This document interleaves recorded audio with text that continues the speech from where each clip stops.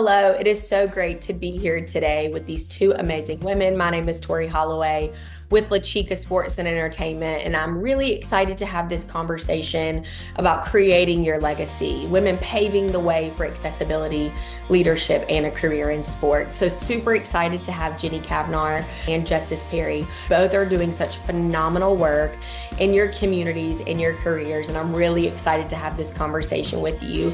Thank you both for being here today.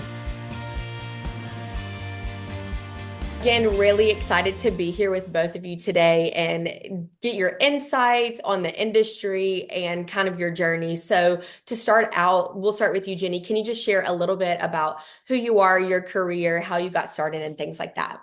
Yeah, thanks for having us. My name is Jenny Cavnar. I've been working as a broadcaster in Major League Baseball for 18 seasons. This last season was my first as a full-time play-by-play voice of the Oakland A's. And the prior years to that, I worked for the Colorado Rockies and the San Diego Padres. So I began my career in 2007 in baseball, but really just grew up in a sports family. My dad was a high school baseball coach. I played a lot of sports. I played college lacrosse at the club level for Colorado State, and then ventured into the broadcasting world. Awesome. Justice, what about you? Yeah, again, yeah, thanks for having me. This is awesome. I'm from Minnesota, so grew up in the cold, in the snow, but for some reason loved an outdoor sport. So I picked up softball. My dad told me I wouldn't have to run if I hit the ball really far, so that's what I started to do. And just fell in love with softball, and it's the only sport I played. Grew up, wanted to be big time and play in the big, on the big stage. So I tried to get go to a school in the SEC was always my goal. So when I got to go play softball at Auburn, it was kind of a dream come true. I played there for 5 years, played first base, and then went and played overseas in Australia, and then went and played in the WPF this summer in Texas. So still playing, don't know if I'm done or want to coach or what, still in that mindset of being an athlete. And now I coach at an Ivy League out here in Philadelphia. It's called Swarthmore. And then I work for like the youth side of the MLB with EL1 Sports, running a indoor baseball softball training facility. Amazing. So we have a lot of like baseball, softball knowledge on this call. I'm excited to hear both of your perspectives, just being a woman in sports, and both of you, like you said, athletes or like grew up around sports. How important was it for you to see other women in this industry? Yeah, I think seeing is believing, right? I mean, that was so true in my career when I set out to be a broadcaster. Anyone that asked, in high school, college, what I want to be when I grow up, it was I want to be a football sideline reporter, because that was really the visual of what I saw most women on television doing in the sports realm growing up. And I'm really lucky that in Colorado, there were a lot of visuals for me and different women that were on local networks. And one in particular, her name was Marcia Neville. She was doing the prep reporting all over the state. So when I would go to my dad's high school baseball games, I would see Marcia there, and I would see her taking notes on the game and running out with a camera after the game to interview my dad. And I think that kind of planted a seed of something that would be exciting to pursue in my path after college. And so that's really kind of the visual that I had. But I think for me, I didn't dream about being a baseball commentator because I really didn't see women commentating baseball. Regional sports networks weren't really popping up when I was a kid. So as that developed, and I got to the age where I was now, looking for to further my career, and an opportunity came up to work in baseball, it was a no-brainer for me to get on the field. And I think I was really surprised in 2007 not meeting a lot of other women in our industry, or meeting most of the women I met were mostly just the sideline reporters. So as I pursued my career and got the chance to host a show, I got the chance to end up calling a game and doing play-by-play. Those were amazing opportunities, but they became very important opportunities for me because I knew it was going to open the door for the next generation to have a visual of jobs that were available for them, and career paths that they could pursue. Me on my end, very similarly, like, you play a sport that's all women in softball, right? So you see it, so you know that you can do it. But also being a person that's not from, an outdoor sports state, being a person of color, being a person that, is kind of have the odds stack. I mean, I could really only go outside for 2 months out of the year. So, right. So all the odds kind of stacked against you. You're like, well, can I really do what they're doing? Because they're all from California, Florida, Texas. So like, how are you going to play on the same team as them? How are you going to be that same like level of athleticism? Like that's not how it works. So I think for me, hearing it, watching it, but people that look like me was, kind of the kicker. Cause I was like, okay, I could go watch, Cal play. I could watch Florida play, and all the girls have their, blonde hair, blue eyes, and their pretty little bow. And I'm like, okay, like I don't fit that. So that was tough for me to realize too, is I was like, I'm not going to be like that. And I have to be okay with that. So then you start watching Team USA and you have Natasha Watley, Crystal Bustos, right? You have girls that are out of that mold. And so once I started seeing that, I started to understand, okay, it's not a cut and dry thing. You can be from anywhere, you can be anything. But like you said, seeing is, I had to see it. I wouldn't have stepped out of my comfort zone had I not seen people that look like me. So that was the kicker for me, was just being able to see different teams and not just the same look that softball has, because it does have a look, right? The pretty hair that you can braid, and the bows, and all the fancy, the cleats and all that. And it was just like, well, what if you're not that? Can you still play? So I think that seeing is believing is for sure. Like you don't realize that until you look back at it now. And I'm like, wow, like I wouldn't have played had I not seen someone who was 6 feet at the age of 12, like I was, right? Like I wouldn't have thought that was okay. So yeah, definitely agree with that completely. Yeah, absolutely. So hearing y'all, like visibility was one of the biggest barriers. What other barriers do you like think are out there for women in this industry as an athlete, or maybe on the other side of the industry as a reporter or play-by-play, or on the marketing side? Like what are some of those barriers maybe you've faced personally? And then on the other side of that, how do you think you're combating those, or what's a solution that you see to those barriers? Well, for me, I think the barriers that I've realized are just people getting out of their own way, right? Like I am a voice of a team. I sound different. I look different than my 29 counterparts in Major League Baseball. And for fans, if that's something they haven't experienced, there could right away be some pushback of, I don't want to hear that voice. I don't want this in my life. And maybe it's because of how they grew up. Maybe it's because of what they're used to, and they just haven't gotten used to me yet. And so I've had to realize that a lot of my barriers I can't control. What I can control is how I approach a job. And I approach it by working really hard with a lot of passion, building great relationships in this game. Being as in tune as I can and working on my craft and being myself. That's why I got hired, is for my personality and for my voice in the game. And so I have to trust that I'm on the right path in that, and I can't really affect how other people, how I can't sit there and change hearts and minds on Twitter by responding to every negative comment that's out there. So to me, that's really kind of the barrier that I see. I also think the growth of the game in terms of baseball and women in the game, I see the barrier coming down, and it's really refreshing. I mean, I mentioned I started covering Major League Baseball in 2007. Didn't see a lot of females represented on all facets of the game. And now I look around and I'm so lucky to know Veronica Alvarez, who's the manager for Team USA, who played baseball, who is also hired by the Athletics as a coach in their system, their international system, and get to see her energy, enthusiasm, her love and passion for the game get a shine, and see so many men follow her lead. Men that play this game follow her lead. And I think that is so cool. Alyssa Natkin was in uniform for the San Francisco Giants. We see women in the front office. Kim Mang was a general manager for the Miami Marlins. I see women around the game all the time, whether it is on the field in uniform, whether it is in the front office making player personnel decisions, whether it is on the broadcasting side in a television truck as the producer of a game. I was so lucky in Colorado to work with one of the only female tandems in one of the four major men's sports, a female producer and director that were on the front bench. And so it's just, I think the representation, for me at least in my visual, is so much more prominent that I think that barrier is going away. And I think we're all approaching it with, we're here and we're here to stay. And people that can't get on board with that, that's again their issue and not ours. We're going to continue to work and continue to pursue our passions. Yeah. I think that's so funny that you brought up Veronica. I worked a play ball event with her on National Girl and Woman in Sport Day Yes. up in Bronx. And I was just like, she would talk and everyone was just like mesmerized. And I think like Yes. that passion, that energy, the way that she vibrates energy is insane. So that's so crazy. But yeah, yeah, she's the best. She always reaches out to me on Instagram too, and she'll be like, "Hey, like, what's going on?" And I'm like, Yeah, the fact that she remembered me and I met her one time, I'm like, that's totally. cool Good things. people. But yeah, so I guess I would say for me, very similar, but I had to be okay with being different. And that's not something a lot of teenagers or a lot of people growing up are good at.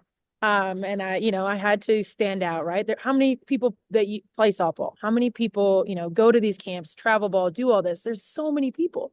So my dad was like, you can't be like everybody else. You've got to stand out. You've got to be different. And that's going to break, like you said, that's going to break that barrier. That's going to make people think you belong because you're going to create a space for yourself that looks like you belong, even if you don't, right? Like I've just really gotten used to like fake it till you make it. Like I'm going to be here and I'm going to insert myself whether you like it or not. And that's kind of the way that I had to go about it is, I came from a place where they're like, do you even have softball there? Like, aren't you from Canada? And I'm like, okay, yes, I understand. Yes, guys, I get it. And I showed up at Auburn. I don't say y'all. I don't have that, I'm not Southern. I'm from the North. So I show up and I'm like, I've got to just be here and I've got to show up every day the same way that I show up. And I've got to, you know, relate to everybody on a level of passion and love for the game and show them that I care about this more or as much as they do and just create a space for myself. And I think, like you said, like we're showing up, we're here, we're not going anywhere. And I think the more of us that continue to show up and make ourselves different and take this space and make it our own instead of joining other people's space, like creating your own space, creating your own wavelength, I think is what is going to keep us there. And break, like you said, break those barriers. But I think there's so many, right? And you think about Major League Baseball. We don't have Major League Softball. Like we have a pro league that I played in this summer, and we played maybe 30 games. The span of time was maybe like a month and a half. We had 4 games in a weekend, and like how many people really know about the WPF? Like it's not a very prominent thing. So when you think about that, we're already limited.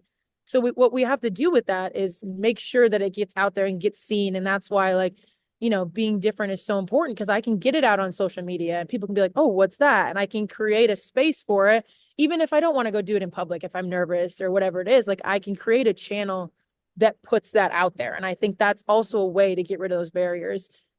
If you don't want to do it, with a loud voice, you can always do it, on the screen or, in intimate settings.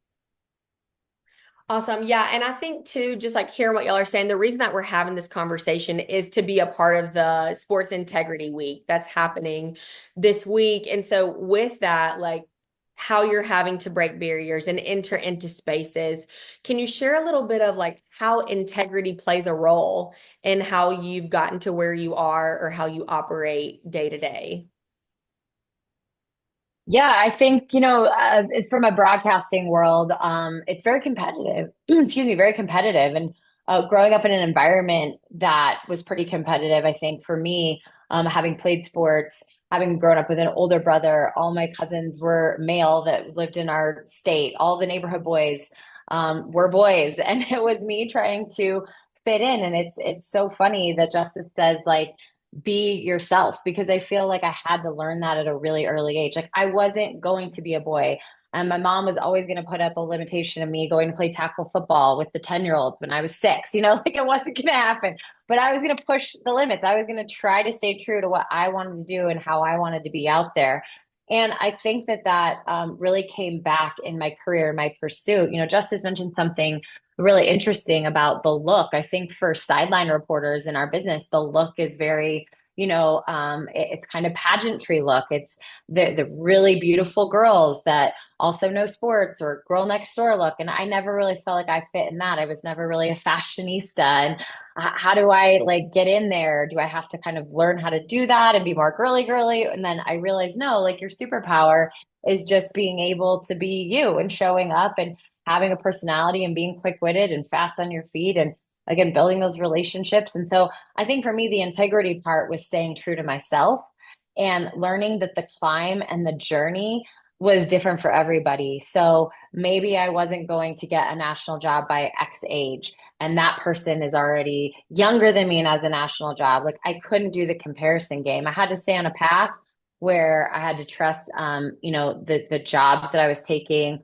the relationships I was building was just going to lead me down my path and not someone else's. And really, I'm so glad I did it that way because I created my own path and I created a path that was so different and so unique in the broadcasting world and in baseball specifically. So, but I think I have to check myself on that all the time. Again, when it's kind of a lonely road sometimes, and you feel like you're one of the only ones, and you start to question your abilities and all those things. You really do have to go back to that baseline of integrity and of just truth and who you are. And for me, sometimes that comes in the form of looking for the future. You know, I'm a mom as well, and so I have two young kids. And I have to think about the job that I'm doing. Am I creating a space and being true to myself that I'm also modeling that for them and how I would want them to pursue a career and a passion. And so that's really kind of my check and balances and integrity these days. Yeah, I think very similarly in my life, I grew up as an only child. So that to me was, I'm learning both my parents are police officers. So I was already on that road of, like this is right and this is wrong. It's black and white, right? Like you do a bad thing, you get arrested. You do a good thing, you don't. And like that's what I learned from a very young age. And so then I started getting older and I was like, wait, I don't think this is black and white, and you start to see things in school and you start to, have friends where you're like, I don't, you start to question that stuff. And I think for me, like the morals and the basic background that I had was so, genuine and wholesome coming from my parents that way that, when I brought it into sport and I bring it into my life now, I have that feeling of like, you get to a lot of places and you get a lot of things from being genuine and wholesome and actually like being yourself. And I think very similar to me, like, right. Like I moved from Minnesota my senior year to go play at this feeder program in Alabama so that I could, be better at softball. And now I look back and I'm like, I wouldn't trade it for the world, but now I have 15, invites to weddings from everyone in my class. And I'm sitting here like, I just got done playing and I have a dog. And I'm like, you sit here and you're like, the life is so crazy, but I wouldn't trade it for the world. But the path I took was so different that when I look back, I'm like, I'm glad that I created it, but sometimes I'm like, how did I do that? Why all of you guys went this way and you all went the same way together and I did it.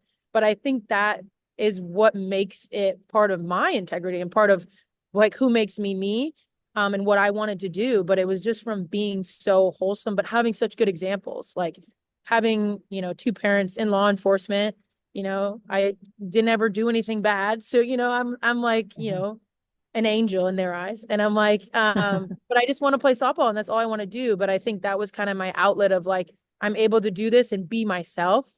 And I think softball kind of allowed me to show that. And I think that's where, yes, I feel that way with integrity and being part of a team, but like the way that the girls on the team and teammates in general, like the way you had to create those relationships, you couldn't do that by being fake or not being real, right? It's not easy to deal with 20 other teenagers, right? So to be able to do that, you have to be authentic and you have to offer them a perspective of like, this is me. We're going to be together all day, every day. So like, let's figure it out. And I think that teamwork and that way that I was brought up in a team, like, I mean, I've always been on a team. I've never not been on a team. And so you think about that and you're like, that brought me into real life. Now I can go get a job and I know how to work with a team. It's not, it's not on dirt.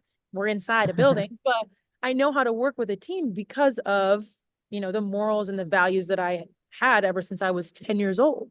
So I think that's another big part of that too.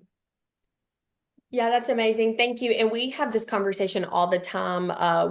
LaChica Sports is an all-female team. And so often in this industry, whether you're just a woman in the industry or a professional athlete, there's this mentality of like stepping on each other to get to the next level. But when you're in a room full of women, you realize like everyone gets a piece of the pie. There's room for everybody. There's a space for everyone.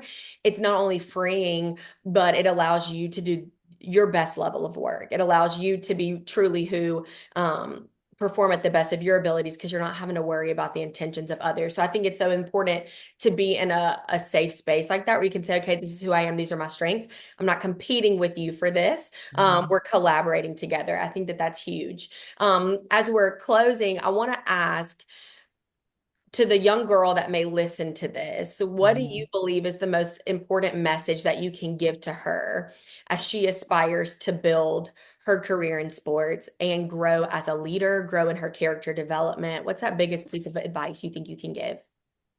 I think Justus has mentioned a lot. I think I've mentioned it a lot, and it remains true no matter what year it is. Decades from now, I think this will still ring true, and that is be your unique self. You know, we were all created so different, and we were all given so many different passions in our heart. And I think when you follow that light, it makes working worth it. It makes collaborating worth it. It makes relationships worth it.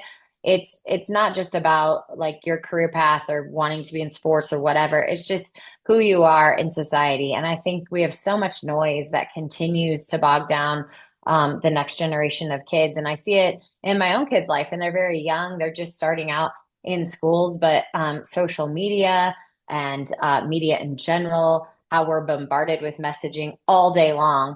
It's really hard to kind of find your space and find your your true north. And so I think the only way to do that is just to continue to pursue things that make you happy, and build relationships that make you happy, and play sports that make you happy. And you will find what your true identity is as long as you remain true to kind of what that calling is inside of you. Yeah, I would say all of that and some. Completely right. One of my biggest quotes that I use, especially with all the kids that I give lessons to, and they're always like, "No, you're not right. That's not good." And I'm like, just wait. I can't wait to get a call from you guys." It's just being comfortable with being uncomfortable. Like Absolutely. being uncomfortable it's terrible. It's not fun. But then you come out of it and you're like, "Oh my gosh, I needed that. Like I needed to be in that moment. I needed to question what I'm doing and question myself because it led to better things." So I always tell them that, and they're 10, 11, and they're like, "No, I don't want to do that. It doesn't feel good." And I'm like, "I understand, but if we do that, we hit the ball further." And then they hit the ball further and they're like, "Oh, okay, let's do that again." I'm like, so, I use that a lot with my kids, and I'm like, you have to learn to love things that you don't like, right? Mm. You have to learn to love things that make things harder. So I use that a lot, and just kind of, like you said, being yourself. I love now, being in my mid-20s, I love being different. It allows me to be in a space and then someone's like, "Whoa, what is she doing? Why is she doing that?" And I love doing that. So I think just loving being different, because it's okay. Like you said, we all were made different. We weren't made to all do the same thing. And that would be boring. So, being uncomfortable, yeah, I learned to love it. And I'm glad I did at such a young age, just figure that out. But yeah, just learning that it's okay to not feel completely comfortable all the time. Awesome. Thank you both so much. This is so refreshing to be in conversation with other women who are paving the way for women in this industry.